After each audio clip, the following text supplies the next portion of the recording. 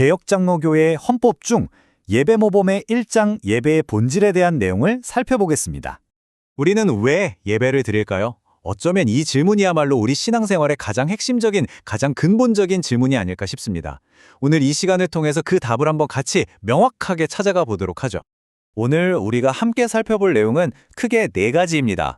먼저 예배의 본질적인 목적이 뭔지 알아보고, 이어서 예배가 하나님과의 언약적 대화라는 건 무슨 뜻인지, 그리고 올바른 예배 방식과 예배를 위한 거룩한 날에 대해서 차근차근 짚어보겠습니다. 자, 그럼 첫 번째 주제부터 시작해 볼까요? 과연 예배의 가장 중요하고 본질적인 목적은 무엇일까요? 바로 이겁니다. 예배의 가장 첫 번째 목적은 삼위일체 하나님을 영화롭게 하고 또 그분을 즐거워하는 것입니다. 사실 이게 바로 하나님이 우리 인간을 만드신 목적이잖아요. 그래서 우리가 함께 모여드리는 이 공예배는 구원받은 백성으로서 이 창조의 목적을 이루는 가장 영광스러운 시간이라고 할 수 있겠죠. 그런데 놀라운 사실은 예배가 단지 우리가 하나님께 무언가를 드리는 시간으로 끝나지 않는다는 겁니다. 하나님께서는 바로 그 예배의 자리를 통해서 우리에게 엄청난 것들을 부어주세요. 우리가 받은 구원이 얼마나 큰 유익인지 다시 한번 경험하게 하시고 그분의 은혜의 방편들을 누리게 하시죠. 또 성도들과 서로 격려하고 그리스도와 우리가 하나라는 사실을 기념하면서 결국 우리가 점점 더 그분의 형상으로 변화되어가는 그런 놀라운 일이 바로 이 예배 시간에 일어나는 겁니다. 자, 이제 두 번째 핵심 개념으로 넘어가 보겠습니다. 예배를 단순히 일방적인 행위가 아니라 하나님과 우리 사이의 역동적인 대화로 이해하는 것이 아주 중요합니다. 예배의 본질을 이해하기 위한 키워드가 있다면 바로 이 은혜 언약입니다. 언약은 약속이잖아요. 그러니까 예배는 하나님께서 우리와 맺으신 그 약속의 근거에서 우리를 만나주시는 공식적인 자리라고 할 수 있습니다. 그래서 예배는 그냥 우리가 혼자 드리는 독백이 아닙니다. 하나님과 그분의 백성 사이에 오고 가는 아주 친밀한 언약에 기초한 대화인 거죠. 여기서 정말 중요한 포인트는 이 대화를 시작하시는 분이 우리가 아니라 바로 하나님이라는 점입니다. 이 표를 보시면 그 대화의 흐름이 한눈에 들어오죠. 왼쪽을 보세요. 하나님께서 먼저 우리를 예배로 부르시고 당신의 위대한 구원의 역사를 선포하십니다. 그리고 그 약속을 다시 한번 확증해 주시죠. 그러면 우리는 어떻게 반응하나요? 올적처럼 고백과 감사의 기도로 또 마음을 다한 시편 찬송으로 선포되는 말씀을 아멘으로 받으면서 그리고 하나님께 헌물을 드리면서 그 대화에 응답하는 겁니다. 자, 그렇다면 이토록 거룩하고 중요한 대화인 예배를 우리는 어떤 태도와 방식으로 드려야 할까요? 세 번째 부분에서 바로 그 내용을 다뤄보겠습니다. 우리가 예배하는 대상은 거룩하신 하나님입니다. 그렇기 때문에 당연히 경외심과 두려움을 가져야 합니다. 하지만 동시에 우리를 구원하신 사랑의 아버지를 만나는 시간이니까 기쁨과 존엄함이 있어야 하죠. 이 두 가지 마음, 즉 경외심과 기쁨이 함께 어우러지는 것이 바로 올바른 예배의 태도입니다. 그리고 이것은 정말 아무리 강조해도 지나치지 않은 예배의 핵심 진리입니다. 죄인인 우리가 거룩하신 하나님 앞에 나아갈 수 있는 유일한 길은 오직 한 분, 우리의 중보자 되시는 예수 그리스도를 통하는 것뿐입니다. 우리의 어떤 노력이나 자격으로도 안 돼요.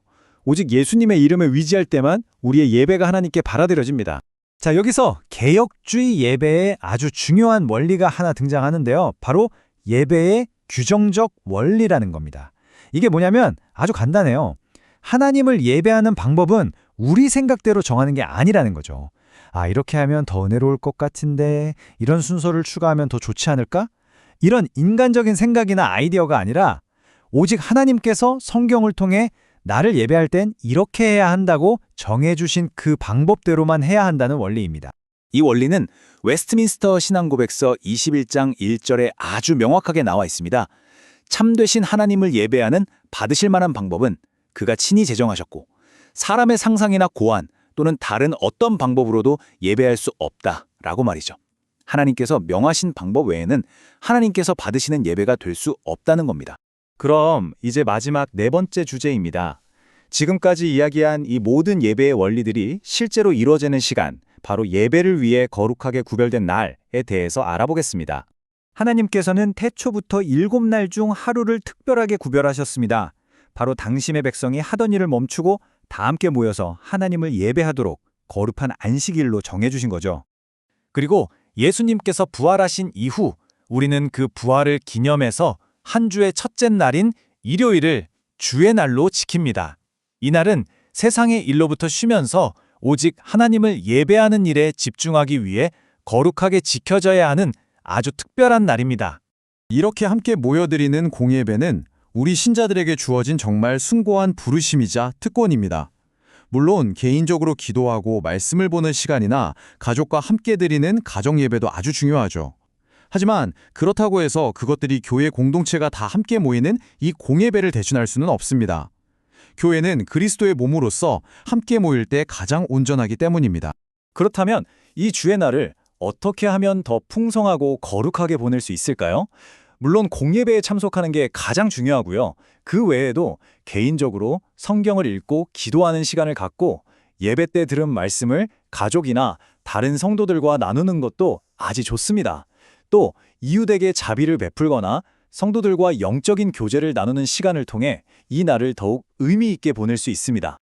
자, 그럼 오늘 내용을 한번 정리해 볼까요? 지금까지 우리가 함께 살펴본 내용을 바탕으로 예배란 과연 무엇인지 핵심만 다시 한번 짚어보겠습니다. 오늘 우리는 예배가 첫째, 하나님의 영광과 우리의 즐거움을 위한 것이라는 점, 둘째, 하나님께서 먼저 시작하시는 언약적인 대화라는 점을 배웠습니다. 그리고 셋째, 오직 중보자이신 그리스도를 통해서만 하나님께 드려질 수 있고, 넷째, 우리 마음대로가 아니라 성경에 계시된 하나님의 뜻에 따라야 하며, 마지막으로 거룩하게 구별된 주의 날을 중심으로 드려져야 한다는 것을 확인했습니다. 이제 이 질문을 마지막으로 던지면서 오늘 내용을 마무리하려고 합니다. 오늘 배운 이 예배의 본질을 한번 곰곰이 생각해 보면서 지금 내가 드리고 있는 예배, 또 우리 교회의 예배는 과연 이 본질을 얼마나 잘 담아내고 있는지 각자의 자리에서 깊이 돌아보는 시간이 되었으면 좋겠습니다.